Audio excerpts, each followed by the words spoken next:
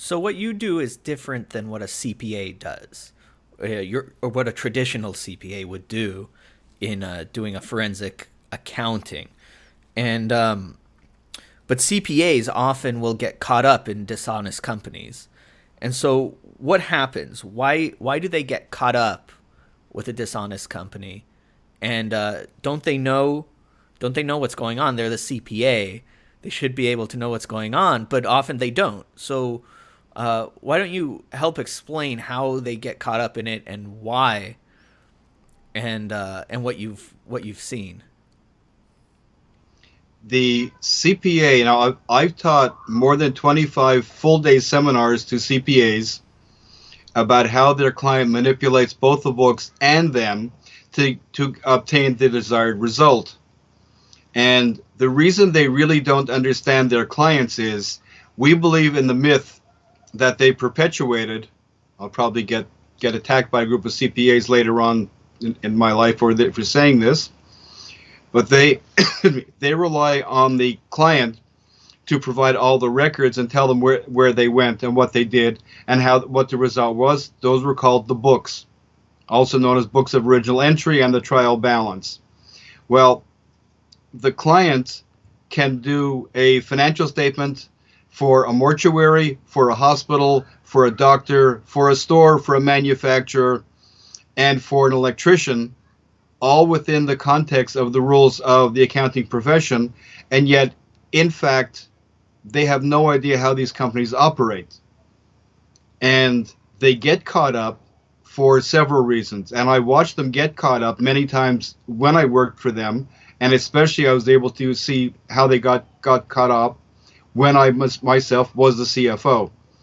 And they get caught up because a lot of times they really don't want to see what's going on. They say they do, but if an accountant comes down hard on a client because they found out the client, especially in a privately owned company where the client, the owner, is in fact defrauding their own company, the owner and thus the client really doesn't want them to find that out and doesn't want them to say anything about it. And if an accountant really pushes it and goes down on them, I can promise you that they will either fire that accountant, or sometimes, as I've learned, it's a small world, sometimes clients know each other.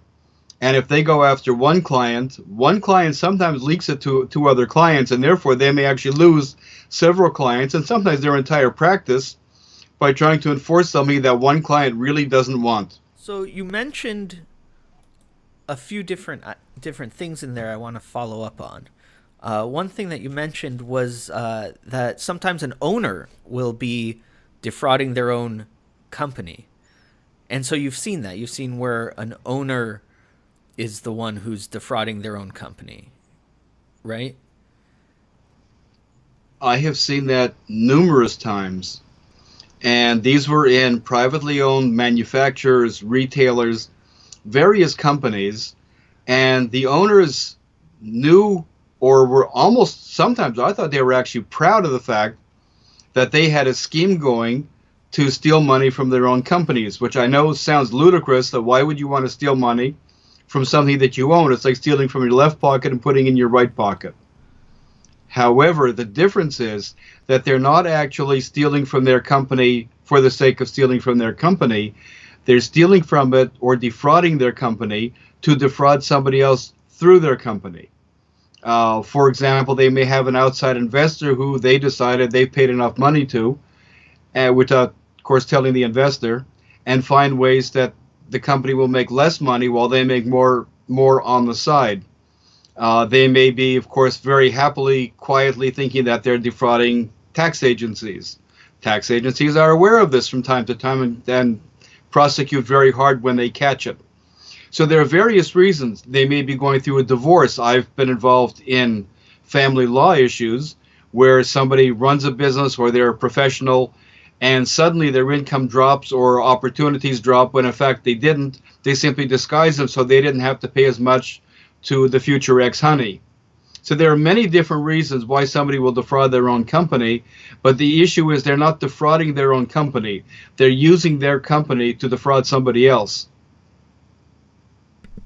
And how about situations where they might be defrauding a partner? Is that possible? Would they cook the books in order to defraud not just an investor? You mentioned investors, but are they so bold that they will even try to defraud their own partners who have access to the books as well, and who it seems like it should be very difficult?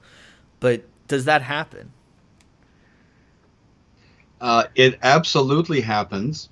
Not all partnerships are wonderful and friendly. A partnership is like a marriage. Sometimes they're really good and sometimes they're really bad.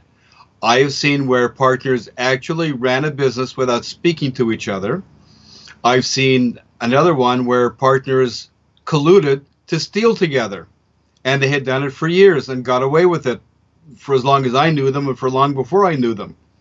So it depends on the relationship between the partners.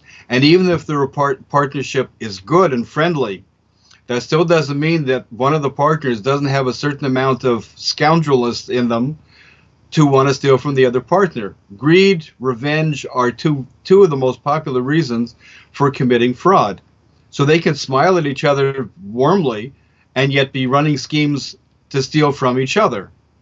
It's not about accounting, it's more about human nature.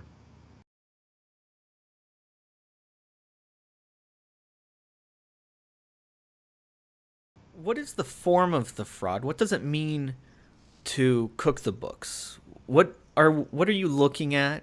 What do you see? Or I guess the better question is just what does it mean to cook the books? And and are there other sorts of fraud other than cooking the books? Cooking the books is a lovely term for something you can't quite put your finger on. There is no cooking. What they're actually doing is manipulating the books. Now, fraud happens in various stages of the business operation. The easiest one to uncover is, in fact, cooking the books. Cooking the books means that you've recorded everything theoretically in the books, which means all the payments, all receipts, all sales, all transactions that involved as part of the company are, in fact, recorded. But are they recorded in the proper place? For example, one may want to suppress income by putting more expenses into the cost of goods if they manufacture or if they sell, because this way it reduces the bottom line, and yet it's easy enough to hide. So cooking the books actually means adjustments and alterations once the entries have been made. Now, honestly, that's the worst way you could possibly ever want to commit fraud, because you're leaving the records right there. You're allowing somebody who actually has some understanding of how the company operates to be able to go in and see what they've adjusted, what they've changed, what's been erased sometimes, or in the computer bookkeeping, what was moved from one allocation to another. So that to me is almost the last straw. The reason why companies will very often do it is they had a bad year, they had a bad quarter, and they have to report to their lenders or their investors, and they don't want to give them bad news. So they do things like adjust inventory, they adjust bad debts, they adjust sales, they declare sales where in fact it was before the sale happened, just to push it into that period so it looks better. So all of these schemes, if someone is interested enough to find out, can find out. The difference is, are they actually interested enough? If the investors are getting their money back and they're happy, they're not going to want to look too far.